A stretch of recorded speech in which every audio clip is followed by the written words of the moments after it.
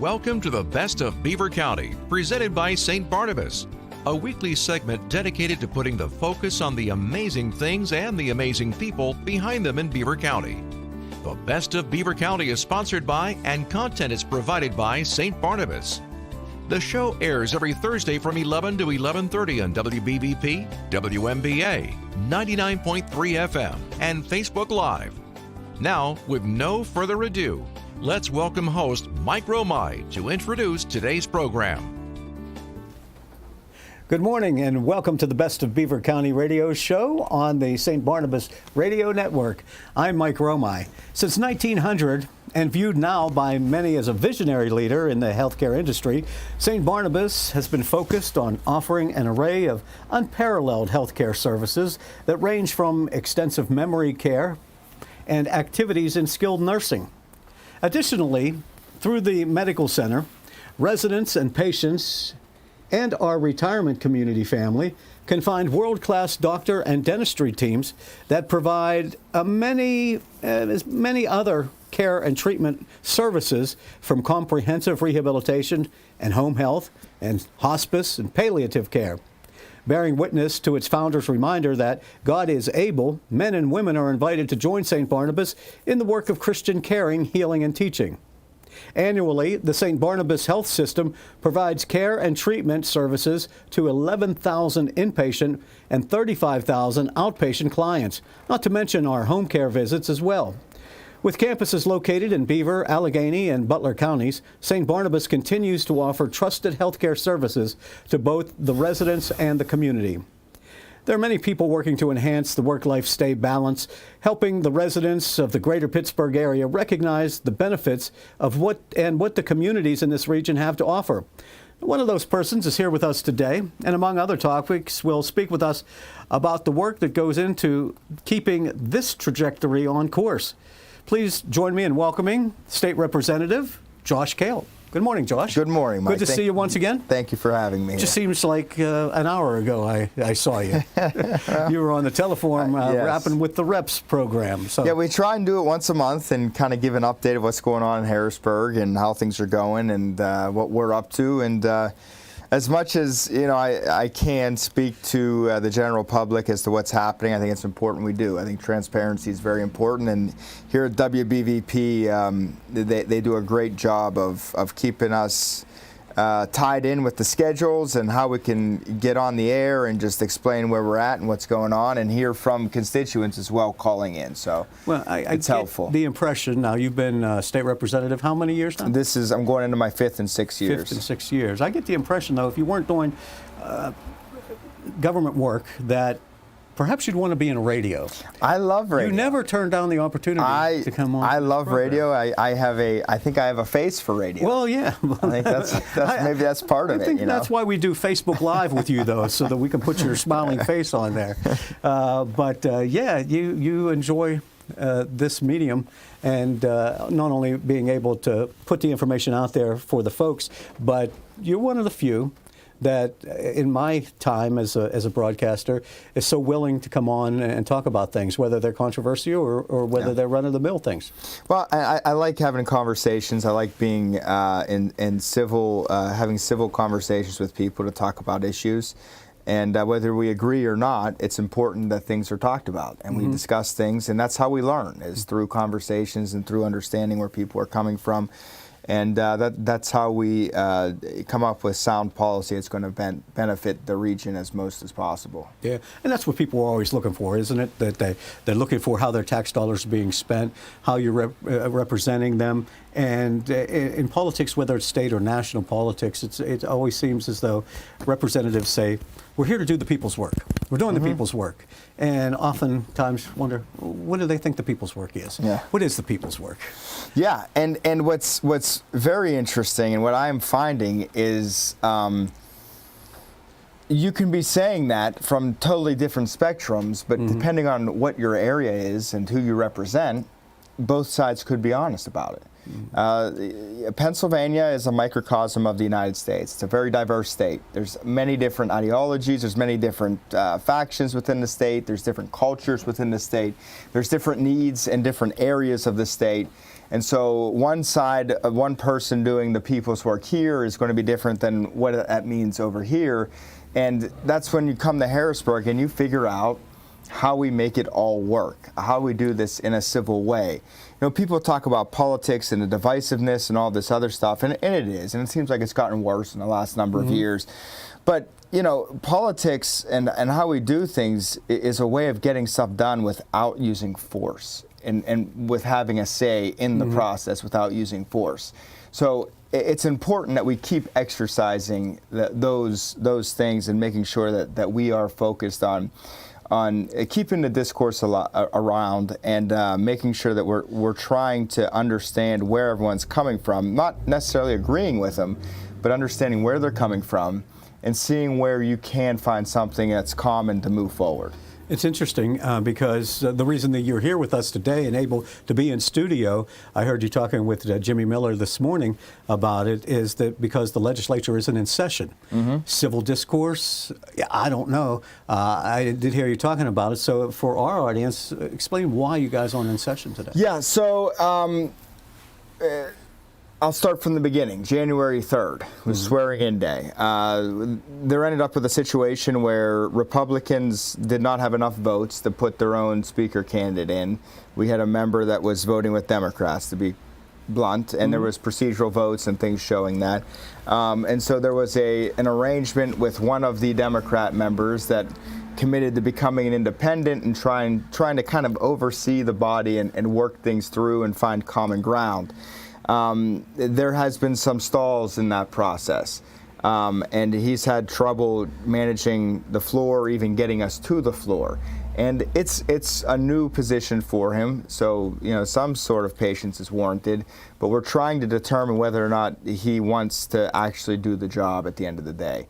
And indications so far have been concerning. However, there's certainly still opportunity for that to change, and so we're hoping it does. And in terms of civil discourse, we hear about it all the time, but as a Republican, if you don't vote along the party lines that your constituents believe that they voted you in on, and the same with Democrats, if you're not going to stick to the social conservative messaging and things that you run on, they're going to call you back, or the party's not going to support you maybe in your next election or down the road. I mean, I think the important part in politics, and it's true in life as well, it's not just in politics, but the important part here is that you are who you say you are.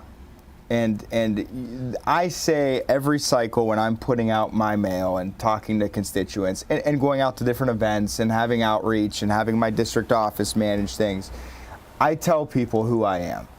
And that's a father, that's a husband, that's, you know, what I believe. I put it on the flyers, I put it in the newsletters.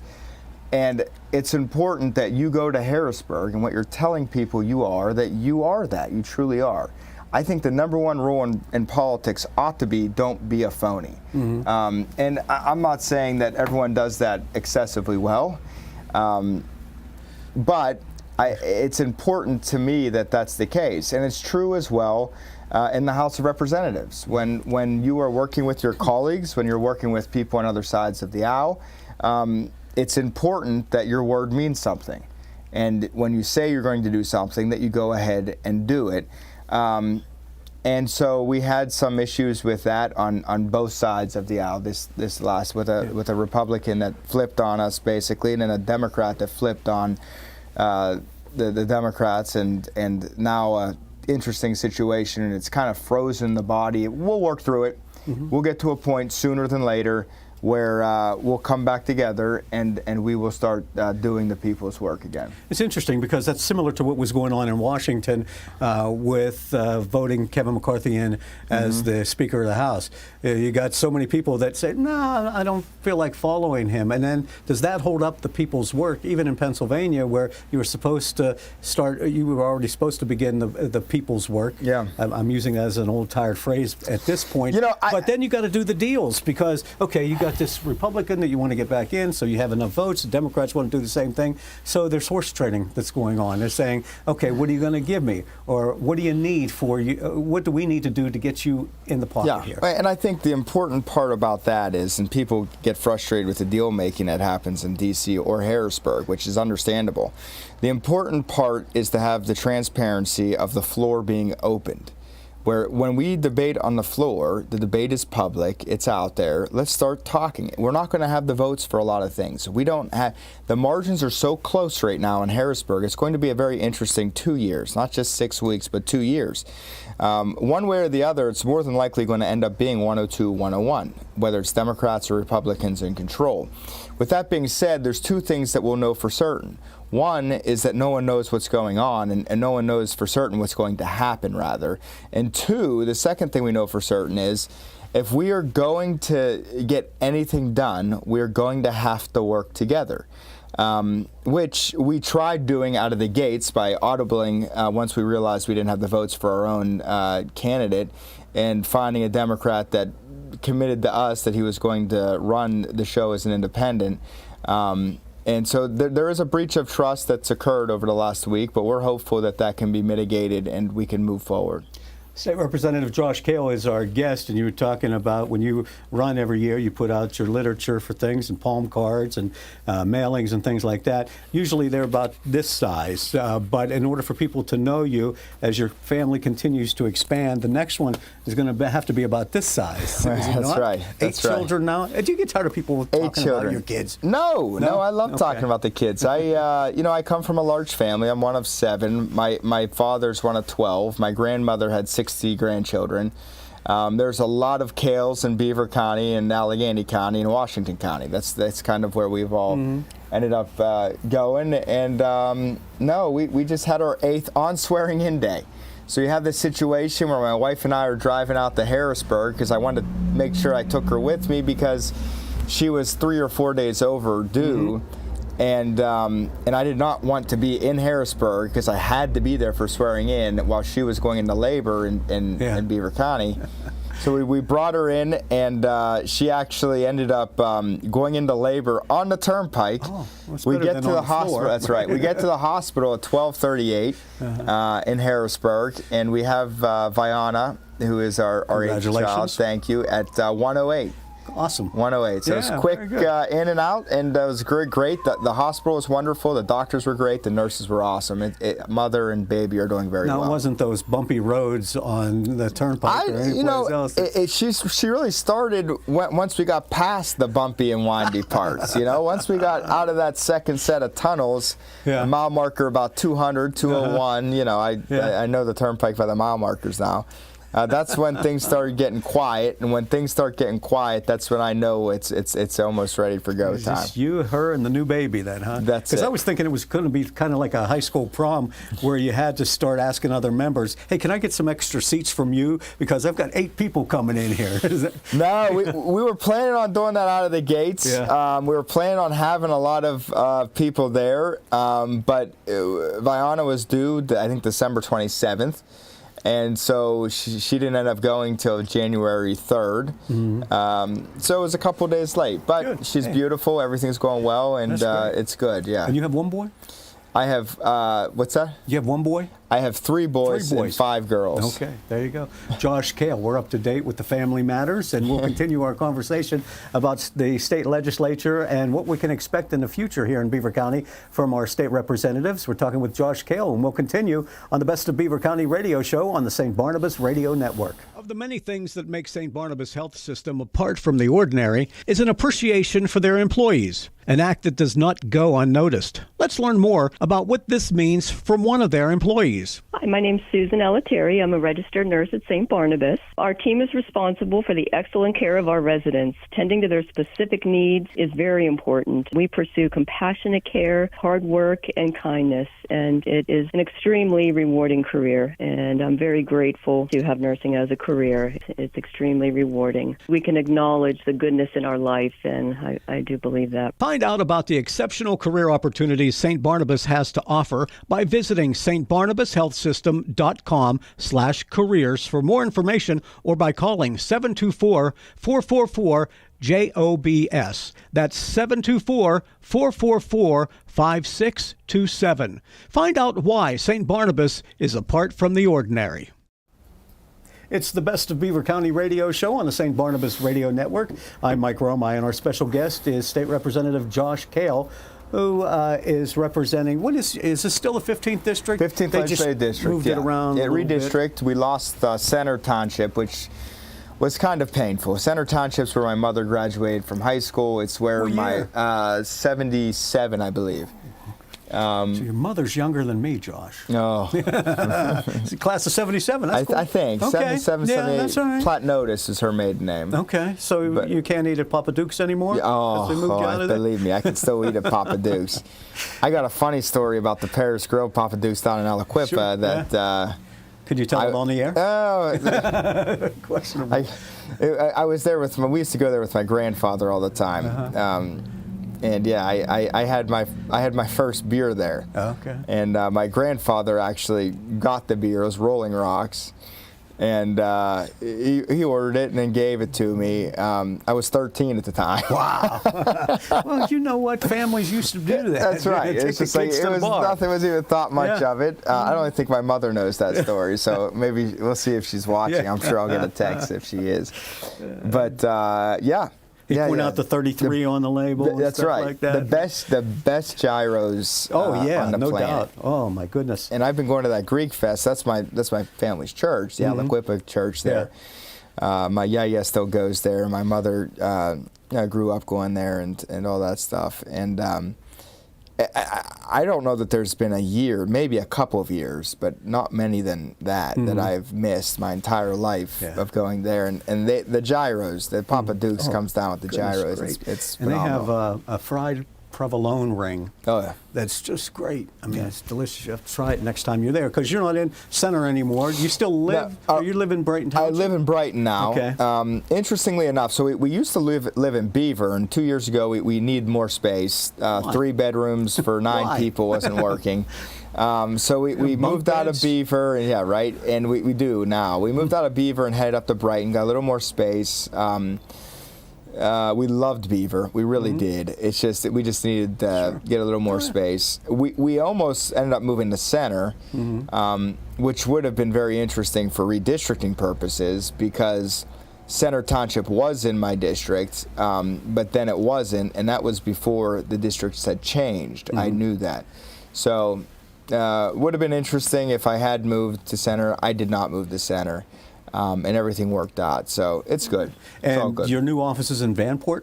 It's in Vanport. Okay. So it's when you're coming down 376. If you're heading west, past the river, you get off on the Vanport Midland exit. So you head towards Midland, right?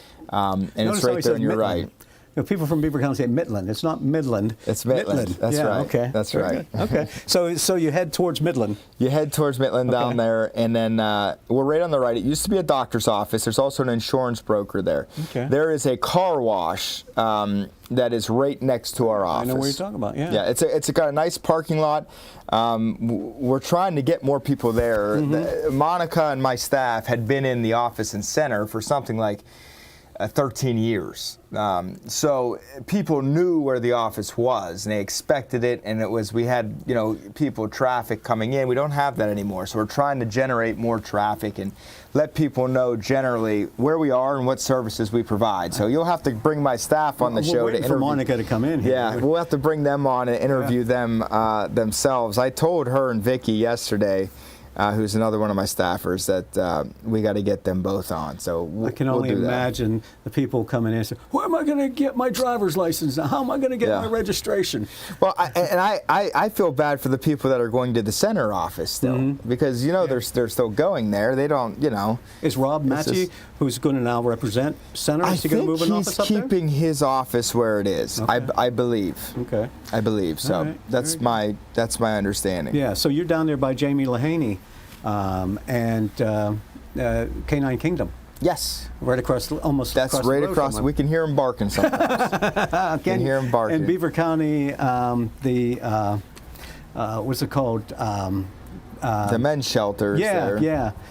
Is going to move in down in that area as well. So you guys are really building up Vanport. That's right. And Vanport's a great spot. It's a great spot. It's close to Beaver. It's close to 376. It's most of my district heads towards Midland that way, right? Because it's Brighton, like a better it's restaurant. Beaver, it's and then it's Ohioville, Industry, and then you get in the Green Township and South Beaver and Shippingsport and all these other Hanover and Southwest Beaver County, Western Washington County. We have 2 offices in Washington County now too.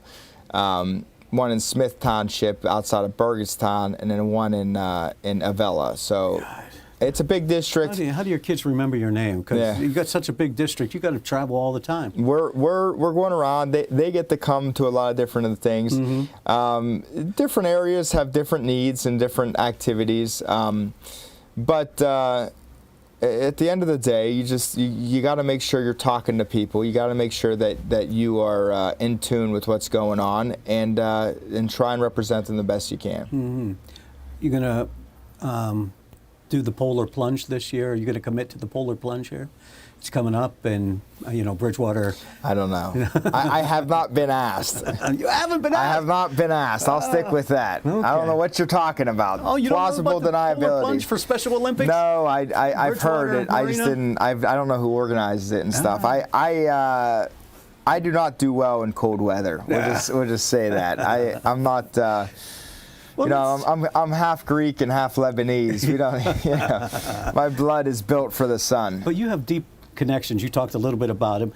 Family, deep roots here in Beaver County. Frank Morocco? Frank Morocco is my uncle. So he married, his first wife was my grandfather's sister, and she passed away tragically in the 60s. And he has always stayed close to the family he's nice. Very good man. Very good man, Uncle Frank. You have a new role in Harrisburg nowadays. You're a pretty important person there. So tell our audience what.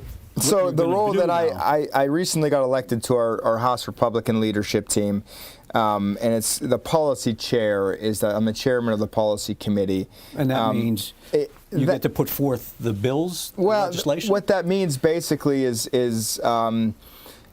you are the chair of the committee that is more or less the think tank for the caucus, where ideas are discussed, where messages are brought forth, where what we believe in as Republicans and branding and external branding, and also really going and studying legislation for not just this cycle, but for the future, and how it impacts people, and have hearings around the state about what we're thinking about and what we're discussing.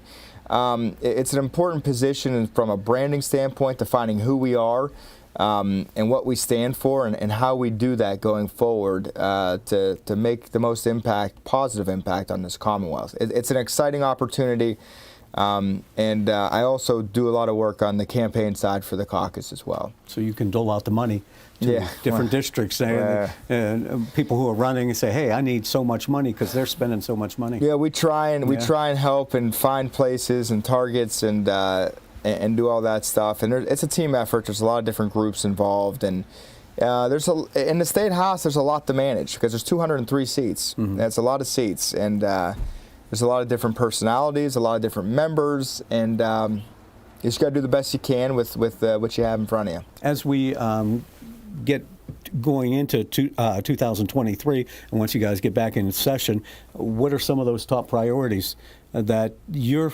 wanting the Republicans to take on? What I would like to see us do is, I think there's a real opportunity here. Governor-elect Shapiro, ran on certain key issues that we can get behind, and I think we ought to start there with our common ground. He talked about tax reform that we agree with.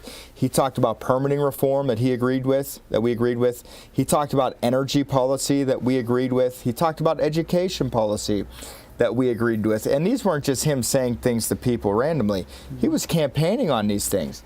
And so I think we need to take him at his word and try and work with him to get those common things done, and then see where we can go from there.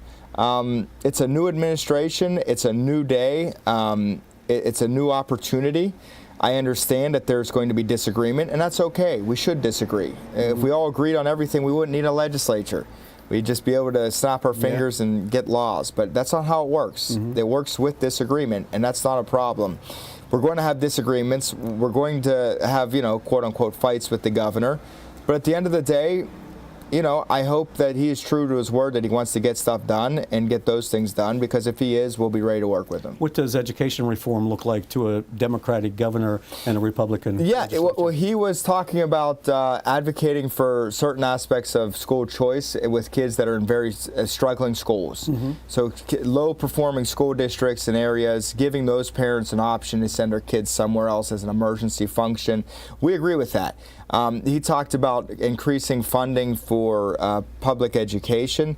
I think that, yes, education's a critical function, and yes, we need to fund it. I do get concerned that we cannot just keep padding the status quo. We can't just keep throwing money. We see a problem, keep throwing more money at it. We have to be more creative. We have to find solutions. And I don't have all the answers for that. But I think legislators need to come together and realize that, yes, funding's necessary. However, we can't just keep putting money at problems. That's not solving the problems. The problems are happening over and over again. We need to actually be legislators, be problem solvers, find solutions that are going to make this Commonwealth better. Permitting reform. Explain that. We have a major problem. It's the number one issue for developers coming to Pennsylvania, and we hear it all the time here. It's a big reason why people go into Ohio and West Virginia. It isn't so much that what the requirements that you have to live up to that's not the problem. The problem is that it's taking anywhere between a year to 5, the longer years, to get a permit done from the Department of Environmental Protection. We need consistency in the permitting process. We need them to have deadlines to give it an up or down. Does not have to be, we're not looking for rubber stamps. We're not looking for corners to be cut. We just need answers up or down so developers have some level of stability and consistency in the process. And we're working on that. And Governor-elect Shapiro has mentioned that, and he's talked about that with the chamber, actually, Pennsylvania Chamber. At a dinner, he mentioned it. Tax reform, net operating loss reform, expediting the corporate net income tax, those are things that he has spoken of as things he would like to start talking about. Let's have those discussions. All right. Gasoline tax reform. Anything on that? I live close enough to Ohio where I can get gas in East Palestine 60 cents cheaper. Yeah, the problem we're going to run into, what we have to figure it out is the gas tax here is too high. The issue is what it funds is one of the most important functions of government, which is transportation. Yeah. And so if we are going to reform the gas tax, which is something we should certainly look at, we also need to find a means by which to start funding adequately our infrastructure and transportation roads infrastructure. and bridges and highways and turnpike. Yes. You can throw the turnpike in there, and the rates on the PA turnpike just went up again, and that money's part of it going to PennDOT to fix the roads and things. And most people say, I don't see any difference. What are they doing with that? Well, money? Pennsylvania has more miles per road than I think any other state, actually. In Texas, it's a lot of it's run locally. In New York, it's like that too. In Pennsylvania, it's actually the state has more miles it's in charge of. Our climate here is tough on roads generally. So that's going to be a problem. And also our landscape, particularly in western Pennsylvania, makes it tougher on roads. All that to say, PennDOT is not run efficiently enough. It needs to be more efficient, and we're working on solutions in that regard as well. But I think we're going to run into a major problem with the gas tax, not just because of how expensive it is, but because more and more electric vehicles are coming out, and electric vehicles don't pay that tax. Right. And they are damaging to the road just like any other vehicle. So it's something that we have to discuss. I think that's where our thoughts ought to be, because the gas tax is probably going to bring less and less revenue in every year with more efficient cars and with electric cars. So how is that going to work when our transportation dollars are being shrunk? What I would like us to see is find a way to get money from somewhere that's not being used as efficiently and start spending it on transportation instead. We'll start using the bike lanes like out here on. There you go. State Representative from the 15th District, Josh Kail. As always, Josh, Happy New Year. Glad to hear the family is doing well, Everyone's growing great. and healthy. Thank you so much for being with us. Anytime. Josh Mike. Kail, I'm Mike Romigh. This is the Best of Beaver County radio show on the St. Barnabas Radio Network. Stay well, and we'll see you next time. When you think about retirement, what images come to mind? Why not let yourself imagine enjoying an exceptional retirement lifestyle at the Village at St. Barnabas in Gibsonia? Attainable luxury can become yours because the Village has no large upfront fees and it's based on a simple annual no-risk contract. The only decision to make is when to move in. Call 724-443-0700 or click stbarnabashealthsystem.com. Thank you for listening to the Best of Beaver County. St. Barnabas is pleased to have provided content and sponsorship for the program. Tune in this Sunday at 11:30 for an encore presentation of today's program on Beaver County Radio. And next Thursday at 11 for another edition of the Best of Beaver County on WBVP, WMBA, and 99.3 FM.